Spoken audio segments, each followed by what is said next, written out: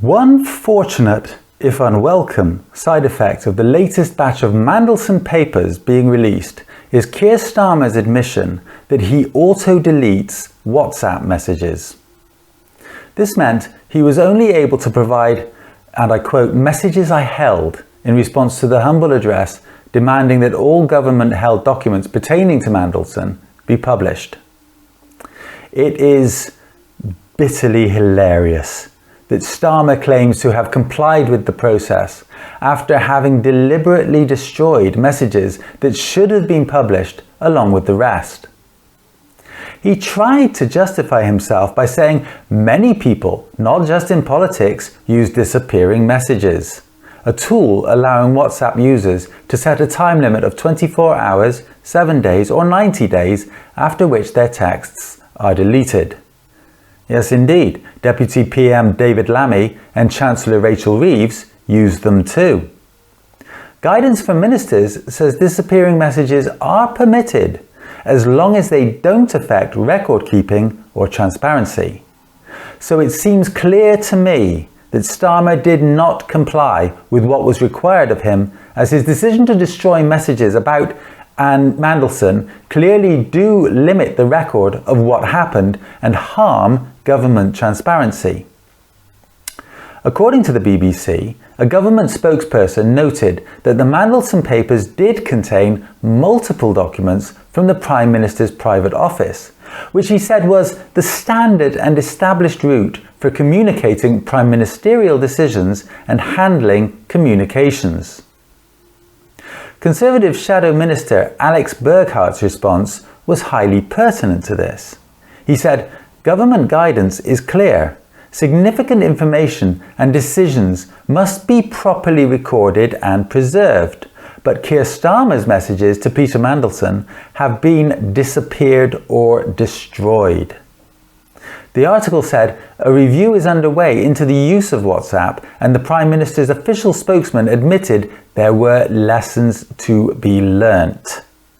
Lord Beamish, Chair of the Intelligence and Security Committee, has called for senior officials and ministers to stop using WhatsApp to conduct government business, raising concerns about security and the lack of an audit trail for decision-making.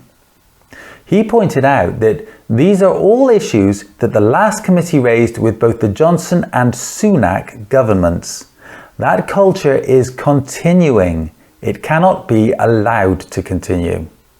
In fact, anybody carrying out government business is already forbidden from using their personal devices if this leads to the loss of important information.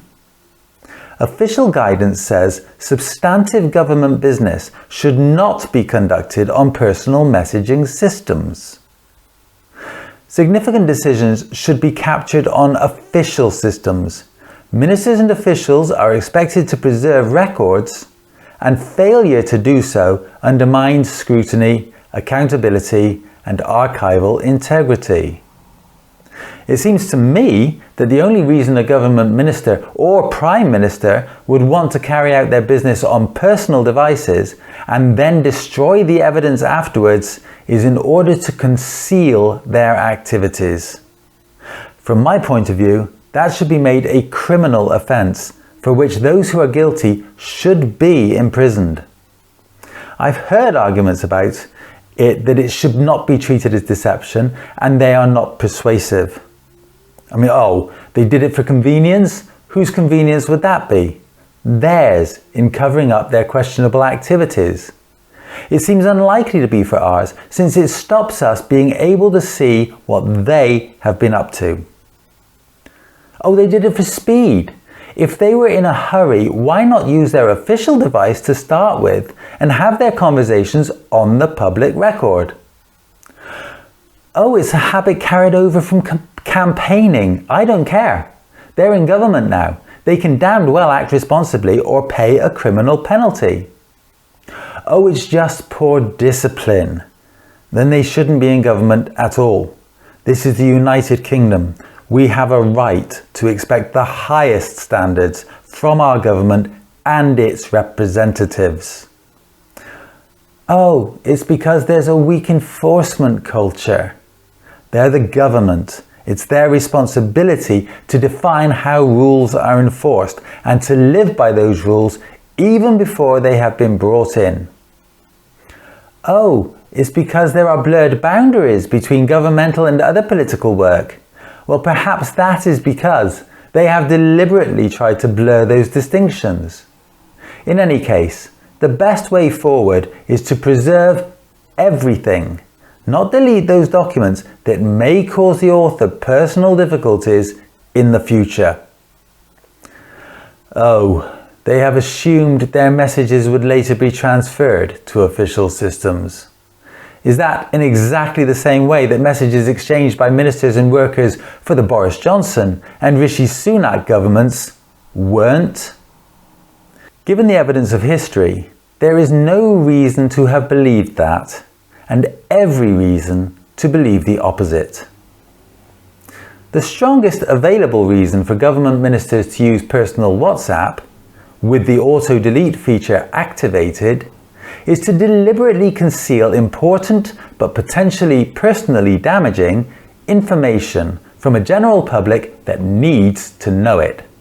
That's why I think any review should conclude that discussing or deciding government business using personal devices and systems like WhatsApp should automatically be considered an act of deliberate concealment, with a prison sentence for misconduct in public office attached to it. Does anybody disagree?